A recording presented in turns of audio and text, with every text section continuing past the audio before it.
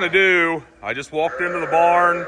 I thought this ewe was sitting over here in the corner with this lamb underneath of her. I watched the camera for about 10 minutes till I saw a little foot kick out from right underneath her neck. So she had this somewhere over here in this back corner where I couldn't see last night, where I could just see her. And she's done a good job of cleaning it up, but we're going to get it over here in the lambing jug.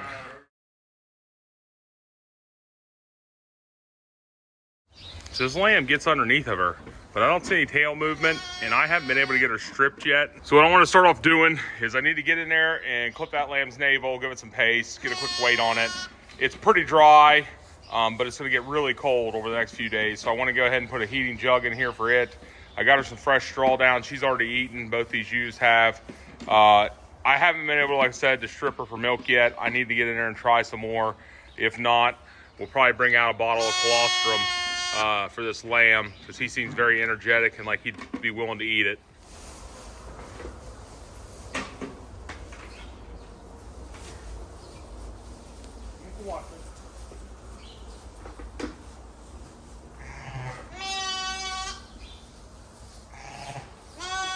This lamb's right at 10 pounds.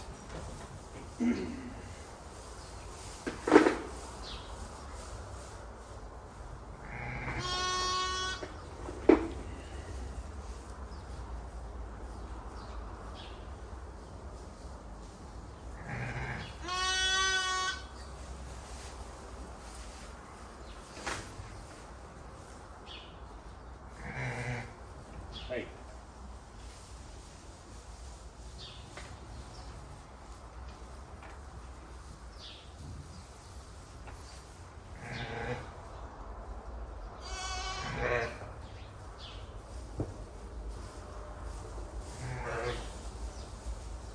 Ain't nothing in there for you.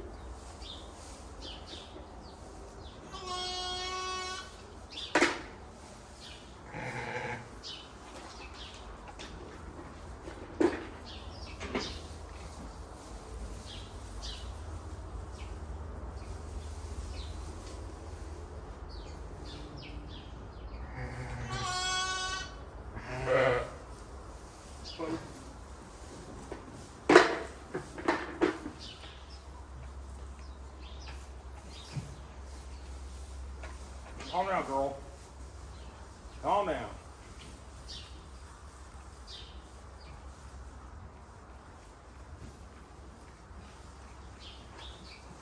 There you go. It's all yours.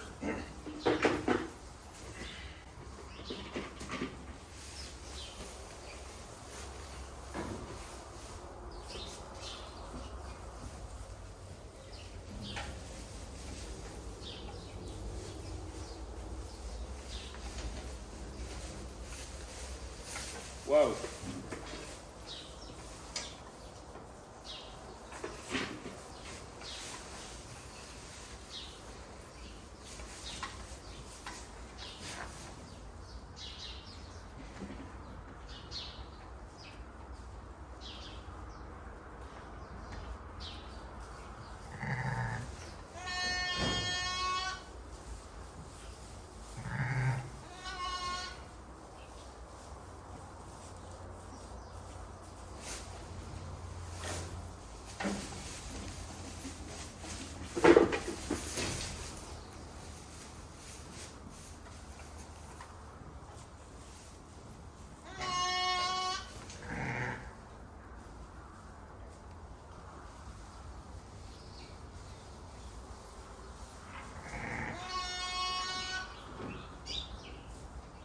Okay.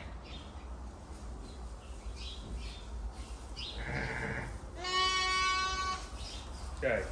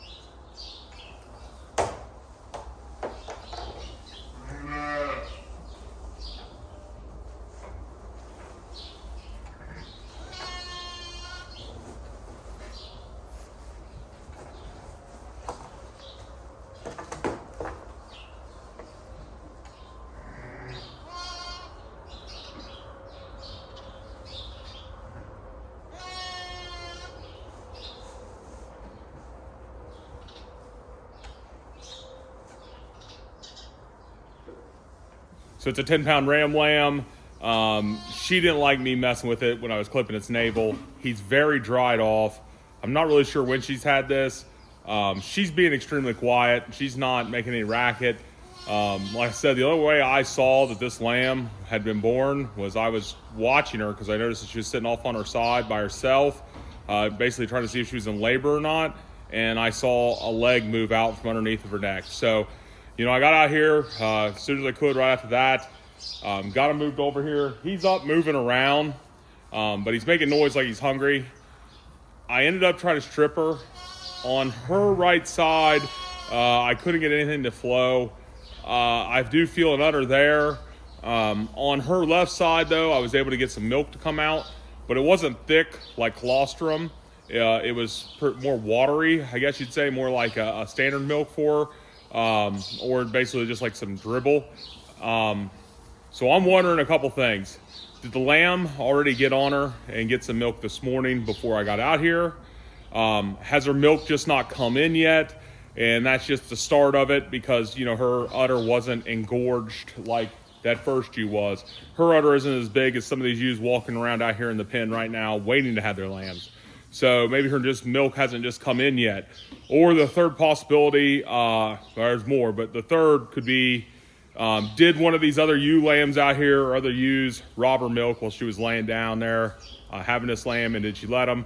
We've had that before. We'd had a ewe that we had purchased, brought her in, and I had caught her robbing milk 2 or 3 times. We shipped her as soon as we were done with that set of lambs, just because we didn't want to deal with that, because I felt like, you know, with her robbing the milk, it was making it harder for the lambs to get milk and grow, and then just why do you want that? So, or the other option is maybe she just won't develop any milk, and this is as good as we're going to get. But what I think I'm going to do, though, is I got the heating barrel set up. She's in here. That ewe lamb ram lamb goes underneath that ewe looking for milk. It knows what to do. But I'm gonna run down the road, feed down over to Bank Barn, and when I come back, I think we're gonna give it a little bottle of colostrum just to supplement it. Because today it's only gonna get up in the mid-20s. So I wanna make sure this lamb has plenty of food in it and give it energy. I gave it its little lamb paste shot. It's still out here moving around, trying to stay up underneath that ewe. I know it'll eventually find this warming barrel for sure, just because that warm air coming out. I ended up unplugging the heater that was going in for that first lamb, because we're going to move him out today. Set up a little spot for him over in the corner with the ewe, because especially now with us having the second one, that way I know hopefully we're on track for them to all start having lambs right before this Arctic freeze.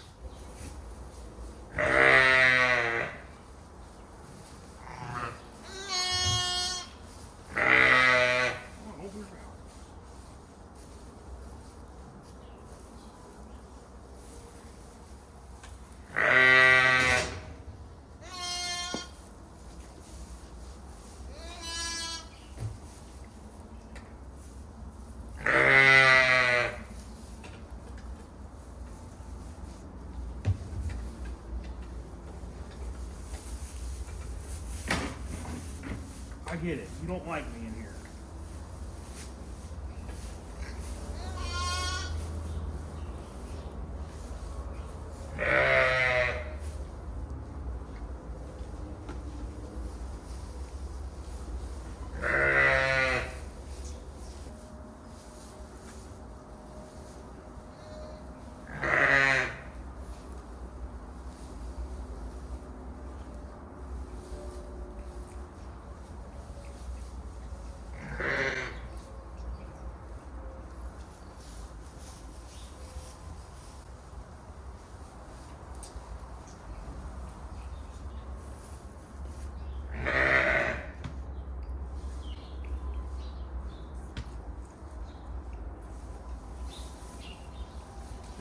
So it looks like he's probably drank right about an ounce, a little bit less maybe. He was somewhat in that warming barrel. I put him in there completely after he got done drinking some milk, and he came right back out. He's continually going underneath that ewe, and that ewe's being very protective. Well, I was trying to wipe him off, just a little bit of wetness that was still on his legs and there on his ears. She was literally kicking me with her front feet. You know, she's very protective of him, and you can see he knows where to go. He's going under. He's looking for milk. I just wanted to make sure that he got some colostrum in him because it's, like I said, it's cold out. I got this heat lamp in there. As long as he got some feed in him right now in this warming barrel and he knows what to do, I feel like he should be okay as long as she starts producing milk or more milk comes in. We're gonna have to check on her again, and I'm gonna check on him a couple times throughout the day with the bottle just to make sure. But as long as everything goes right, you know, it should go okay, basically. And I mean, that's a hard way to look at it, but it's cold out, so we got the warming barrel. He's gotten some colostrum in him, and he knows where the milk is. So, you know, it's just all kind of hope everything comes together and works out. But we'll give him a little bit of a break and come back out and check on him a little bit. So it's been about 8 hours since I found this lamb this morning. I've been out a couple times throughout the day to check on it. I've been doing other stuff, but I'm back out here in the barn now for some more work. It gets up, it moves around, it comes in and out of the jug, it makes some noise. I see it get underneath the ewe for a second every now and then. I was wrong earlier. He drank 2 ounces of colostrum, not about 1, so he drank just about 2. So I know he has plenty of feed in him. I keep checking him. He doesn't latch onto my finger right off the bat. I actually had to physically force him to do it. He's always wanting to go towards that ewe. What I did this morning, though, is when I put this all up together, this pin with this jug, I unplugged that other jug because now that we have these 2 ewes, we know it's time that we're going to have to pull that first ram lamb that was born in the ewe and move them over to the other corner where we're going to start storing the ewes with lambs as we're growing. Because I know in the next few days, we're for sure going to get some more lambs. That is how much of a plug was in that ewe's other side of her udder. I took Rachel, we were actually getting the headlock already to lock that ewe up because she was really pulling back from us, not wanting to work with us, but Rachel ended up getting that stripped out of the one teat. That's a heck of a plug, so now there's milk out of both sides, so that's very good for that ewe's fate. But the lamb's still in here. We gave it the rest of that colostrum, and he is currently trying to get underneath this ewe, working on it. She just needs to stand still, and I'm wondering if she was in some pain, either from that wax plug or something, or what, but we'll see how they're acting, and hopefully we don't have to pin her up and cage her in a couple times a day to let this lamb drink. So right now I got this section cornered off over here. It's about a 10 by 10 area in front of this hay rack. I'm gonna put a water bucket over here for them, and we're gonna go ahead and move that first ewe over here with her lamb and put them in this area, and probably in a day or two, move that other one that just had her lamb this morning over into here. This area will probably be big enough for 3 ewes, just depending on how many lambs they have. If it's another single, then definitely, but if it's one with twins, we'll probably go ahead and start making it bigger. But we just need to get them out of the jug, get them moved over here in an area, so that way, just freeing up room. So I got this already set up. That ewe didn't really want to move into that jug anyway to begin with, so we're gonna go ahead and I got some help out here. We got a bunch of gates set up, and we're gonna try to get her in here. Hopefully she just takes off running and gets in here by herself right off the bat. And we just bring the lamb in behind her, but if not, there's plenty of people in here. We'll be able to get her moved over here without causing too much of a commotion.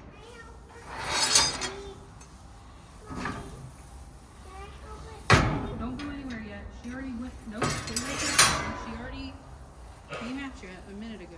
Go ahead and grab that lamb there. Watch out. She came at calling a minute ago.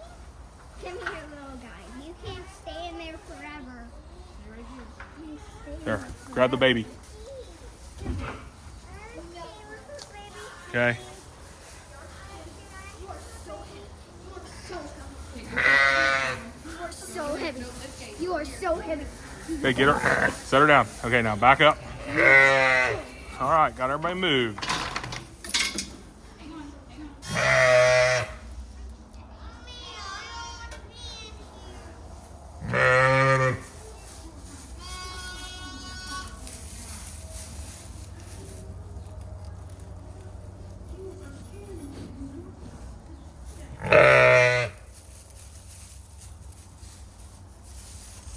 So that went really well. That ewe going over here right off the bat by herself was basically really what I wanted to happen. So it worked out good for us. I'm hoping it continues to work out like that, moving them across. She was kind of nervous just because originally, she didn't want to follow me. She knew where her lambs were at, but she was very cautious about going in that jug. Well, I was kind of thinking I didn't want to get her mixed up in this other group of ewes, have to chase everybody around. That's no fun. I'm trying not to get everybody else stressed out. So this worked out really good. This gives that lamb a lot more room to get in here and bounce around. Seems to be enjoying himself, so that's a good sight to see. Hopefully things continue on with us. Like I said, I wanted to prepare him for the weather. I'm actually going to end up sticking a board over here on this side of the pen just to kind of create some sort of wind block for him, just because he's been so used to having that barrel this whole time. But need to continue going for the evening, so we'll check in on these guys in a little bit. So we only ended up moving over the ram lamb with this ewe into this pen earlier today, and that is because within the first 24 hours, that ewe lamb that she had passed. We were out here, we gave it a bottle with some colostrum in it, and it really fought us on it. We were able to get it to drink about 3 ounces. You know, we were watching it. It was going in and out of the barrel, acting like it was warm. Seemed to really have no issue. We were trying to get it underneath the ewe, and it would fight us actively, like push back against us whenever we were trying to get it underneath the ewe. But it would go underneath on its own, and it showed all the signs it was probably eating. You know, it's just hard to tell because its tail would wag and everything else, and we, you know, keep an eye on it, and it always had a warm mouth. But anytime we tried to supplement it, it would fight us. Anytime we tried to help it get underneath the ewe more, it would fight us. I was actually more worried about this ram lamb, just because the ewe seemed to pay a lot more attention to that ewe lamb. Well, I was out here turning out the lights. It's 8:30, 9 o'clock at night. That lamb seemed to be doing okay, bouncing around. I saw it go underneath the ewe. I did a camera check at about 11:30, 12 o'clock. Seen that it was out here sitting next to the ewe, moving around. And then when I was out here first thing in the morning, that lamb was laying over in the corner. I don't know if the ewe ended up laying on it or what happened with it, or if it was just something bad inside that lamb that, you know, it wasn't doing good health-wise that we couldn't see. But so far, this ram lamb's doing great. This ewe's still doing great with this ram lamb, taking really good care of it. It's growing good, so that's what we like to see. That ewe over there in the corner that just had her lamb this morning, I'm really glad Rachel was able to get that teat unclogged with that wax plug, because this lamb has gone underneath the ewe on both sides. I've seen it, you know, under there drinking. The ewe's standing there a lot more calm now when that lamb's underneath there. I'm sure before she was uncomfortable with that lamb on that side of her udder. But so far, that seems to be going pretty good. That lamb's, you know, knows where that heating barrel is. It's going in and out, you know, in between feedings. So it's going to need it, because over the next few days, we got an Arctic blast. Like I said, it's going to be down in single digits, below 0 a day or two. And then I think on Friday or Saturday, it'll be back up 38 or 40 degrees. So huge temperature swing. And that's not good on these ewes and on these lambs, on their respiratory system, especially. They might get sick. So we got to keep an eye on them. But I just wanted to really get ahead of that cold temperature, because I think I got anywhere from 10 to 15 ewes due probably over the next week. We already got all the jugs set up. So we're really prepared. We're good to go. It's just the fact of, I just know it's going to be difficult if they're having lambs when it's that cold, making sure the lambs are getting warm and getting on their mother for some milk and all that, you know, just something, you know, we got to deal with. But we hope to get through it with no real excitement or anything too crazy going on. Well, that'll wrap this one up. Thanks for watching.